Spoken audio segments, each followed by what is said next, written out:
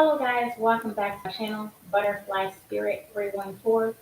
So today guys, I'm going to talk about the title in today's video, which is what happens if your partner goes to the hospital with PTSD symptoms. So I want to share some PTSD symptoms with you guys first before I kind of move forward in the video. And these are just some symptoms that I uncovered when I tried to look up how long does a PTSD episode last. And I found out that PTSD episode lasts from as long as minutes to hours. On the extreme case, it can last for days as well. I'm going to tell you guys some of the PTSD symptoms that could come up in your partner. So I'm going to go ahead and take a quick look here, and then I'll be just naming off the PTSD symptoms. Okay, just give me just a moment.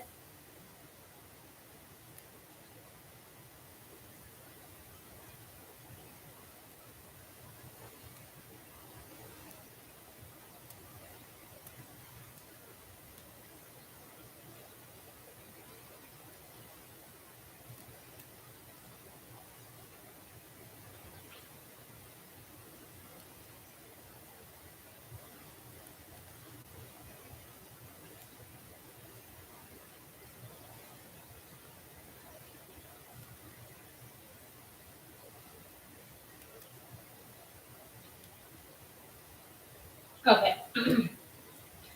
So I'm going to read what I found on this page here. The title of the page is PTSD and Panic Attacks.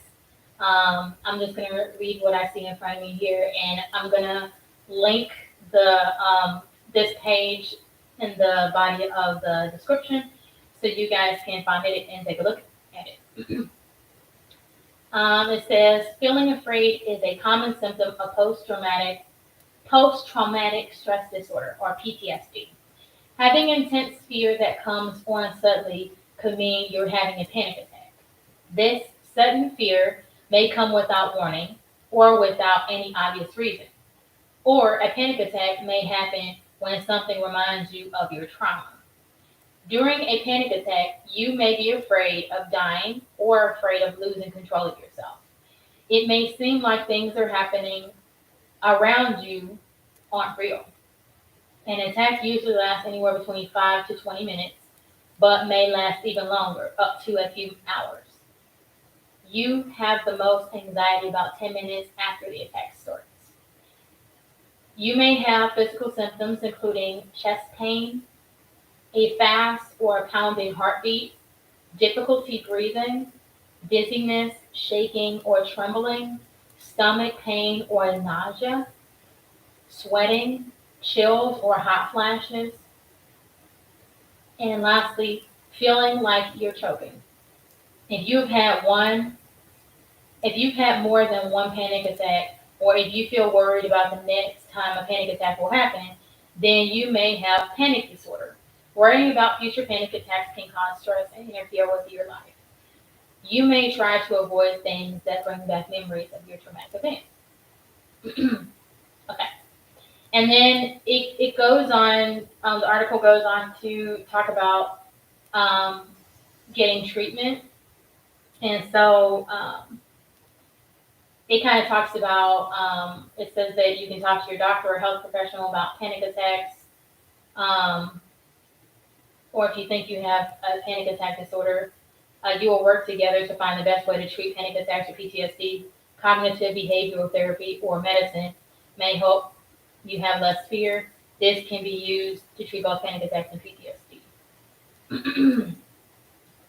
In cognitive behavioral therapy, you learn relaxation techniques and can help you cope with physical symptoms of panic attacks. This therapy helps you understand how your thoughts and your reactions to your memories cause you to feel stress. You may do exposure exercises in which you focus on stressful memories until you can overcome fearful reactions. Antidepressants and other medicines also are used to treat panic disorder. Okay.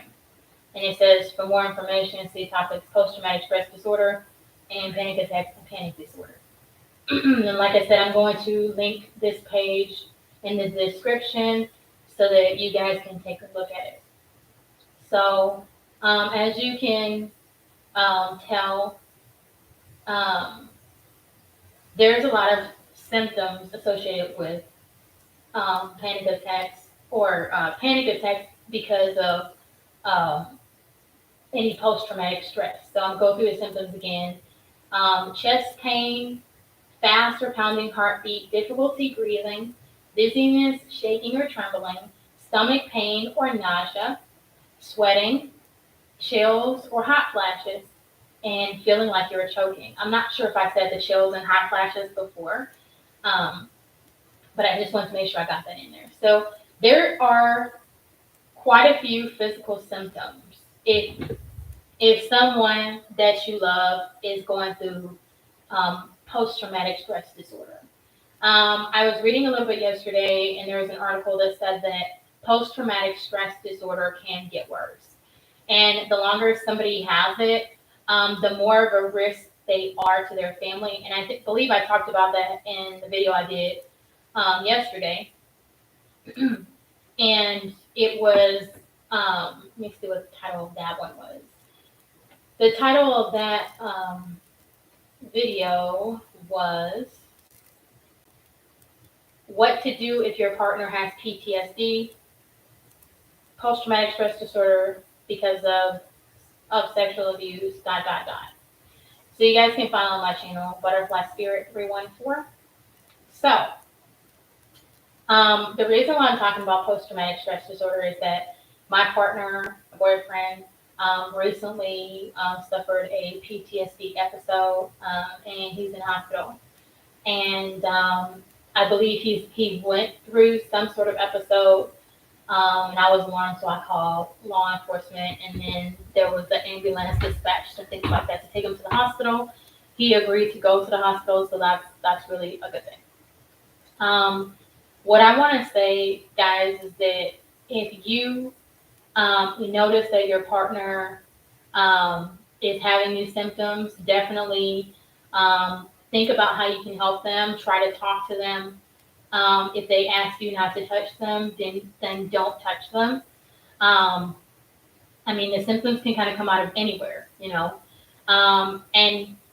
a person can already be stressed out before they find themselves having the symptoms of a panic attack. They can already be, more likely because if somebody has a lot of stress because of let's say, taxes, like if they have to submit information and stuff and they gotta make sure their taxes are right and they're really, really focusing or something, or if they have to, complete paperwork for some type of government agency or something, and they did get denied for some reason. It could even be getting denied for a job or something, you know. It's important to watch your partner if they tell you that they have post-traumatic stress disorder, like if a counselor or sex surrogate partner notice this, then it's a good idea to try to get your partner help as soon as possible. My purpose in making this video is for education purposes. It's not to judge anybody or think somebody is crazy or wrong because they're not. If your partner is going through this type of situation and they're in the hospital, one thing you need to know is if you call the police, then what you can expect if your partner is sitting down on the floor and they're breathing really heavily and they're looking around, and they don't even just have to be sitting on the floor. They could be outside and they could be looking and hallucinating, seeing things that aren't there, and getting scared, just from a light flashing on them or something like that. And, yes, people might say, oh, my partner's crazy, but your partner is going through an episode and it's important, I feel, that you try and get them some help. If your partner is wanting to drive somewhere, I would discourage them from doing that and try to get them to calm down, try to get them to sit on the floor. Try to um, try to see what you can do to help them. If it's too scary for you and you think you can't handle it, my advice would be to um, to call somebody to be with you if you're afraid of your partner when they're in that state, because you have to remember they're not present. They don't know what's going on. They're hallucinating and things, and they may be able to say a few words to give a response, but it doesn't mean that they are altogether there, and so there may be a lot going on and things and stuff. And, I think this happens, you know, especially if somebody's under a huge amount of stress and they are just really stressed. And it doesn't just start just, just on a particular day. The stress can start, it can be within the same month, like at the beginning of the month, if your partner got some bad news, then you can bet after that they're going to be still stressed because they're trying to hold everything together. If you know your partner struggles with post-traumatic stress disorder, one of the things you can try to do ahead of time is try to find them a trauma counselor, somebody who will be able to help your partner with figuring out the next steps for them. And this is counseling that they will have to go through and be willing to do. Okay. Encourage that, um, if they have been through, sexual abuse or physical abuse, mental, emotional abuse, then, talk to them about getting a counselor that specializes in whatever area. Okay. If the trauma is getting to them a lot more than I'd say a PTSD counselor, but your partner just has to be receptive, And I understand if money is tight, your partner may be like, oh, I don't want to spend that money because I can spend that money on a bill or to go over rent or gas in our cars or whatever, So that's really important to notice. And, I'm going to say with my experience with my boyfriend, I didn't know what was going to happen. I really didn't. And one thing I'm glad is that um, I was not scared. I was, trying to figure out what my partner needed. And finally, I just ended up calling the police and having him dispatch an ambulance so that he can go to the hospital. We know that hospital bills can be through the roof and can be expensive, and so can an ambulance. So it's important that I think it's important if your partner needs it to definitely call 911 so they can get help in the U.S. Okay, definitely. And this is just for U.S. citizens because 911 is what we would call. Um, Try to talk to your partner. Try to see if they understand you, if they know what's going on. The sooner that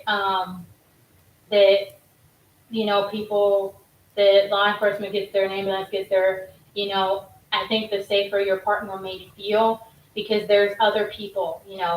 Now, before a panic attack, your partner could be upset. They could be irritable because, like I said, let's say they got some type of denial notice, whether it's a denial from a job or they owe a bunch of money for something, okay?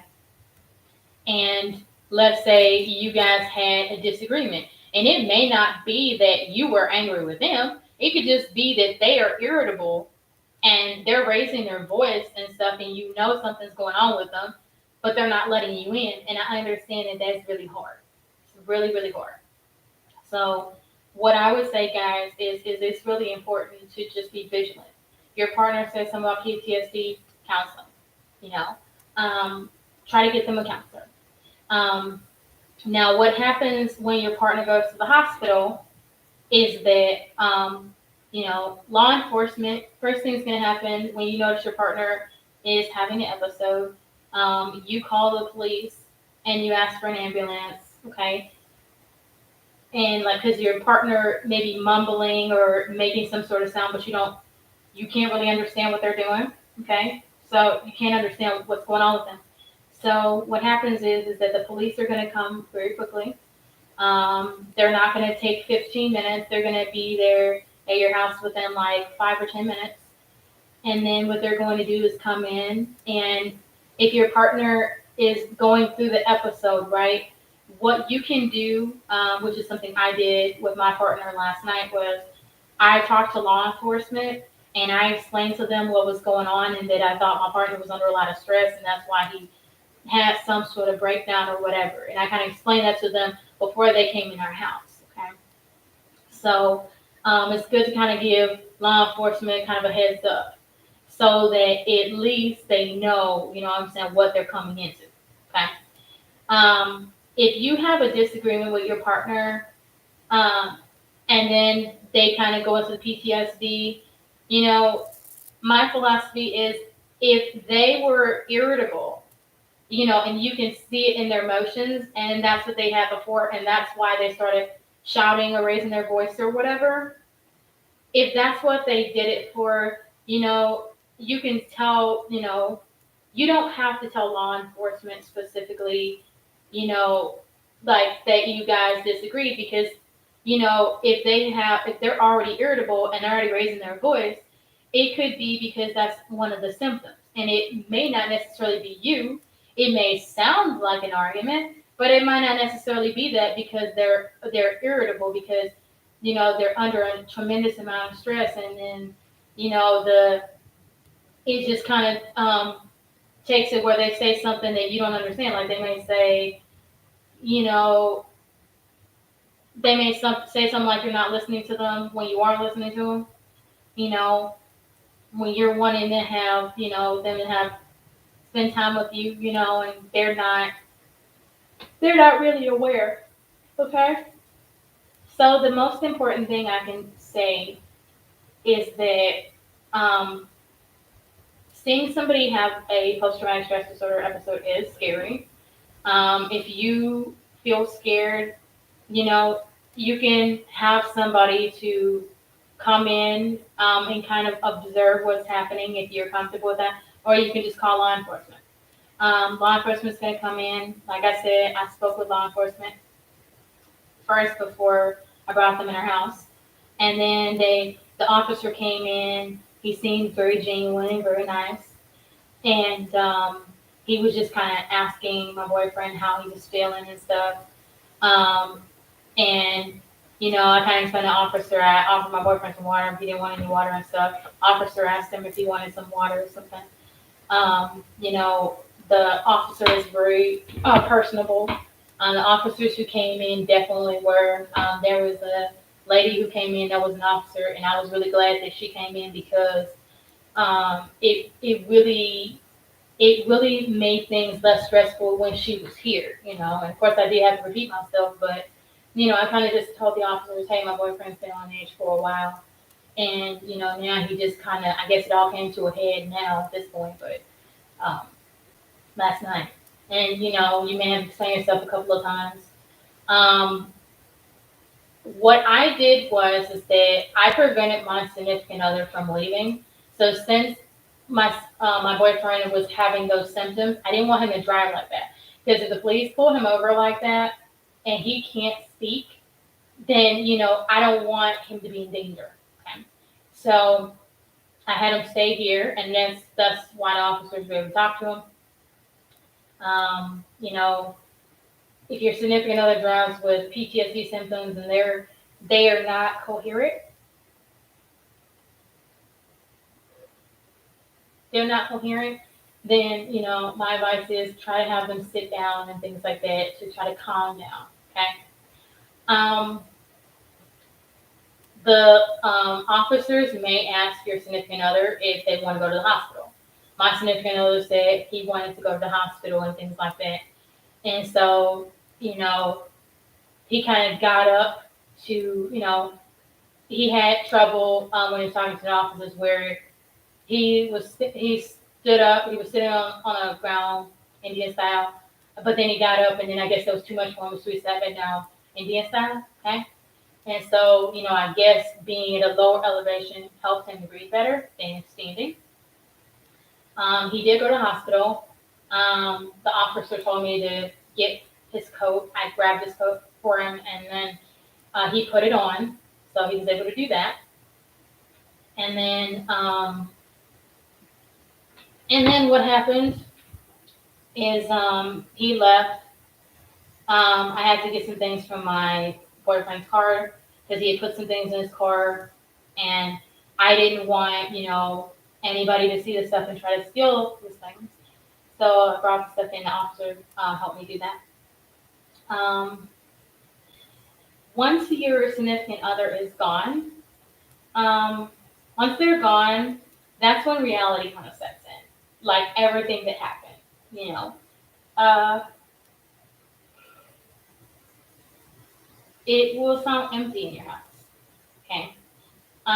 You'll be reflecting over what happened, not sure what happened.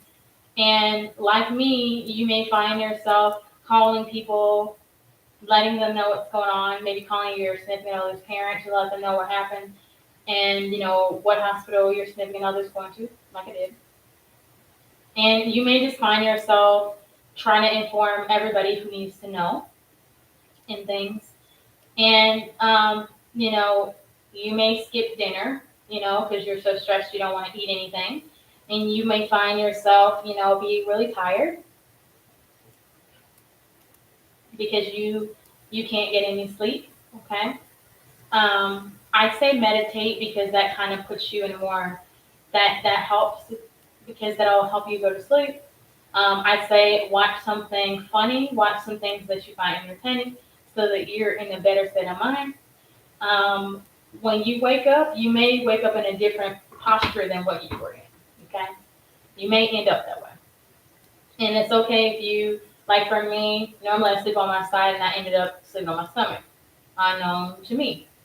So you will have worry. You'll be concerned about your partner. But here's something you need to know. If your boyfriend or girlfriend has a parent, if they go into the hospital, their parent may, may, their parent may be made, um, may be appointed as a point of contact because, they're not, your significant other's not married.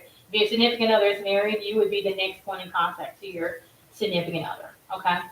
I think if you're married to your significant other, it's a bit easier because then you can be the one that's there and trying to support your partner in whatever capacity they're in. At this point, my significant other, he's calm. I'm not really sure how everything is going. Um, he's in the hospital and he's been in it since last night.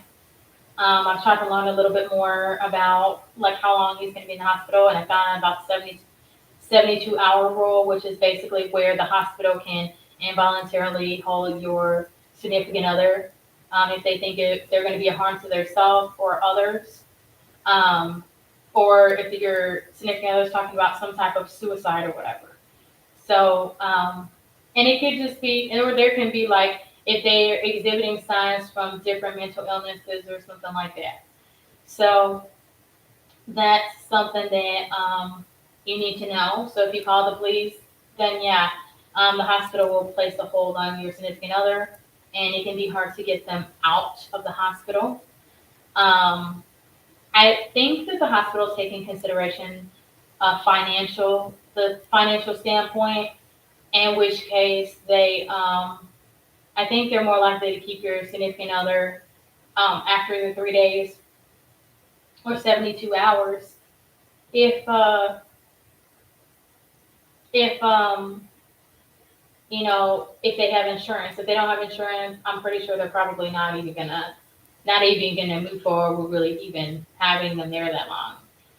Something to know is if your significant other goes in an ambulance, it can be like $5,000 to pay for that. And if they go to hospital, it can be thousands of dollars on top of that too. So it's important to know the cost because you may have to pay the bill for your significant other. So they don't carry that balance if you're comfortable with doing that. If you're not, that's okay too. Um, because you're a boyfriend or girlfriend to your significant other, like I said about the next to kin, because you are a boyfriend or girlfriend, you don't have you don't have the need to know. Okay, you don't have the need to know about your significant other. You know what I mean? It's because they're closer to kin to their parents and not you. Um, I suggest you be married because if you guys are married, then you can make decisions. I talked to my significant other about this, but at the time he didn't really see the point of getting married and everything. But just know that your significant other is going to be held there for 72 hours. Um, and they may go through some different things while they're there. They may have to take medication. Um, they may have to be examined or evaluated and things by the hospital staff and things. There are some videos on YouTube where people talk in more detail because they've been through it. Um, and it is hard. It's a hard experience for the person going through it and for their loved ones as well.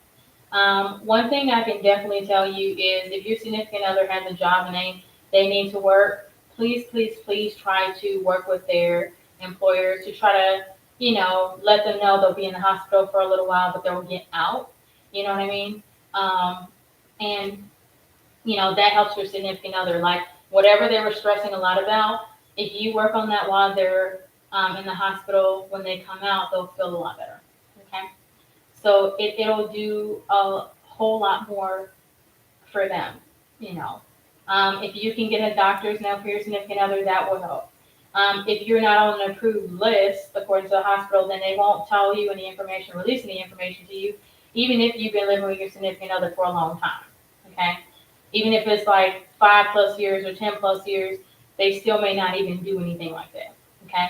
One way to look at the 72-hour hold and your significant other being held there is that this will be the opportunity for them to get help.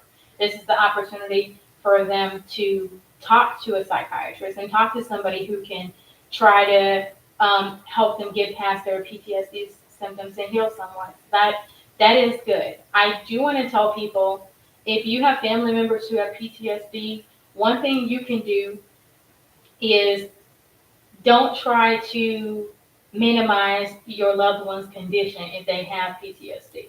Don't try to minimize it. Recommend that they go to counseling. Okay, recommend that. If you don't want to be involved with your loved one and things like that, because you're a parent and you just feel like it's too much for you, then what I would tell you to do is let somebody be an approved person who actually who actually has the need to know. I mean, even if they're not a parent, but if they're a significant other, the significant other is going to be getting calls from this place and that place to try to find out why their boyfriend or girlfriend is not, at work. So, I think it's just important that, family members, if your loved one needs counseling or you need to participate in family counseling, please do that. Do not just let your loved one have to fend for themselves. You know what I mean? You may be uncomfortable with the details of things they're describing, but that doesn't mean that helps your loved one any. Okay? And when your loved one is in the hospital, it's not the time to try to, to control them and, bring them, to your house and then try to keep them out. That's just not the time to do that. I think even that has some sort of mental illness. So I advise everybody to get checked out and just be aware of what you may go through if your loved one or boyfriend or girlfriend has a PTSD episode. It's very important to just be aware of this information. I hope this video has helped you guys, and I will come back with another video and probably more about PTSD as well, probably tomorrow. Have a good day, guys. Bye-bye.